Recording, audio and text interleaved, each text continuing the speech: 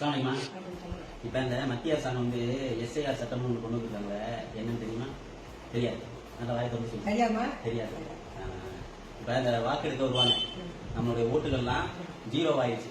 இப்ப நம்ம வந்து இந்த ஓட்டு உரிமை இருக்குல்ல, நீங்க ஓட்டு போட்டு இருக்கியா? ஒவ்வொரு வாட்டி ஓட்டு போட்டு இருக்கோமா, ஒரு கட்சியாருக்கு ஓட்டு போட்டு இருக்கோம்ல, அந்த ஓட்டுகள்லாம் இப்ப என்னன்னா இந்த மத்திய அரசாங்கம் வந்து இனிமேல் செல்லாது அப்படின்னு அறிவிச்சுட்டாங்க. இனிமேல் புதுசா கணக்கு எடுக்கிறாங்க. கணக்கு எடுக்க என்ன பண்றாங்கன்னா, இந்த ஒரு மாசத்துக்கு தான் டைம். இந்த இன்னைக்கு 4ஆம் தேதி 4/11/2025 இருந்து டிசம்பர் 4 2025 ஒரு மாசத்துல அனைத்து மக்களுக்கும் ஓட்டு கணக்கெடுப்பு கொண்டு வர்றாங்க. என்ன இப்ப என்ன பண்றாங்கன்னா, கணக்கெடுப்பு கொண்டு வரும்போது வீடுகளுக்கு வருவாங்க. நீ என்ன தெரியுமா பண்ணன? என்ன பண்ணன? வீடு அவங்க கணக்கெடுக்க வந்தா நீ என்ன செய்யணும்? என்ன பண்ணணும்னா, உனக்கு வந்து சில விஷயங்கள் தெரியாது. என்ன சில பேர் படிச்சிருப்பாங்க, படிக்காதவங்க இருப்பாங்க. என்ன ஃபார்ம் கொடுக்குறாங்க, என்ன ஃபார்ம்ல சைன் போட சொல்றாங்க, என்ன எதுன்னு தெரியாது. அதனால என்ன பண்ணணும்னா, வீட்டுல உள்ள ஆம்பளை ஆளுகளை கூப்பிட்டுக்கணும். வந்தாங்கன்னா வாக்கெடுக்க நம்ம தயாரிக்கணும். இந்த மாதிரி நமக்கு தெரிஞ்ச ஆளு தான் வருவாங்க.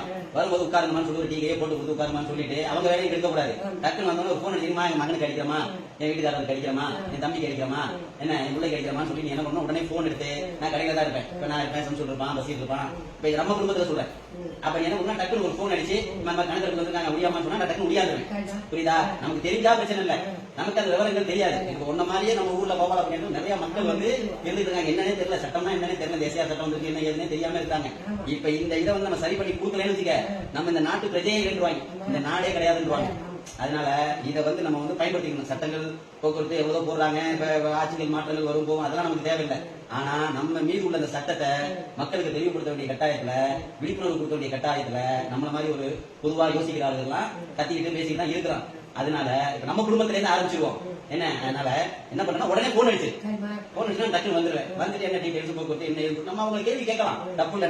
நம்ம வந்து இன்னை வரையும் வந்து ஓட்டு உரிமையோட தான் இருந்துட்டு இருக்கோம். நம்ம வந்து வேற நாட்டு குடிமகனோ இல்ல வேற மாநில குடிமகனோ கிடையாது. நம்ம தமிழ்நாட்டில் இருந்து நம்ம இந்திய நாடு, இந்திய குடிமகன் நம்ம. அதனால தைரியமா எதிர்த்து கேள்வி கேட்கிற அதிகாரிகள் வந்தாலும் ஏங்க இப்ப என்னங்க ஓட்டு எடுக்க போறீங்க அப்படின்னு சொல்லிட்டு அவங்க கேட்கிற ஆவணங்களை, இதுதான் எங்களுடைய இருக்கு, இந்த ஆவணங்கள் தான் இருக்குது, தைரியமா பேசணும். நம்ம தைரியமா பேசுறேன்னு வச்சுக்கிறேன், அவங்க என்ன பண்ணுவாங்க, நம்மள ஏறி அடிக்க ஆரம்பிச்சிருவாங்க. அதனால நம்ம தைரியமா பேசணும், தைரியமா பதில் சொல்லணும். இந்த ஆவணங்கள் தான் இருக்குது, இதனால வரைக்கும் நாங்க இப்படிதான் ஓட்டு போட்டோம், இப்படிதான் இருந்துட்டு இருக்கோம் அப்படின்னு சொல்லி தைரியமா இருக்கணும். ஏன்னா இன்னைக்குள்ள சூழ்நிலைக்கு என்ன பண்றாங்கன்னா, நம்ம ஓட்டுகள் எல்லாம் காணாம போறக்கூடிய ஒரு சூழலுக்கு உருவாக்கிறாங்க. இப்ப நம்ம ஊர்ல 2900 2500 ஓட்டு இருக்குன்னா, இந்த விழிப்புணர்வுல வந்து நம்ம ஏற்படுத்துறேன்னு ஒரு 1000 ஓட்டு காணாம போயிடும்.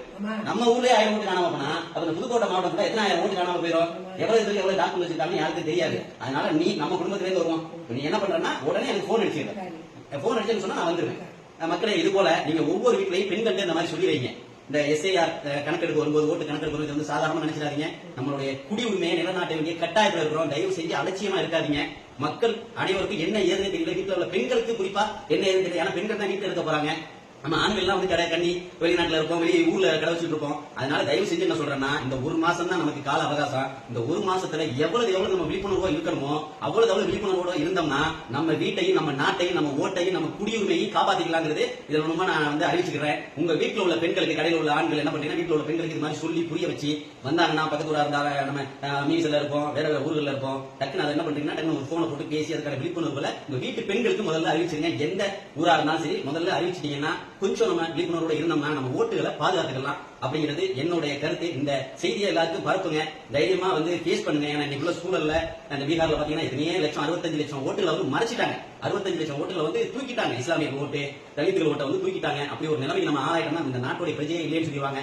நாளைக்கு வீடுகள் இடிக்கப்படும், ஓட்டுரிமையை காட்டு, நீ குடிமகன்கிறது நிறுத்தினா ஏகப்பட்ட சிக்கல்கள் பின்னாடி வரும். அதனால இதுல வந்து அலட்சியமா இல்லாம மக்கள் அனைவரும் விழிப்புணர்வோட இருந்து நம்ம ஓட்டு உரிமையையும் குடியுரிமையும் நிலைநாட்ட வேண்டும். உங்க வீட்டு பெண்கள்கிட்ட, முக்கியமா உங்க வீட்டு பெண்கள்கிட்ட சொல்லி வச்சிருங்க. சொல்லி வச்சு, ஏன்னா நம்ம வந்து வீட்டுல இருக்க கிடையாது, வீட்டு பெண்கள்கிட்ட சொல்லி வச்சிருங்க. இது ஒரு விழிப்புணர்வு பதிவு. இப்படிக்கு எஸ் முகமது யாசின். பாய்.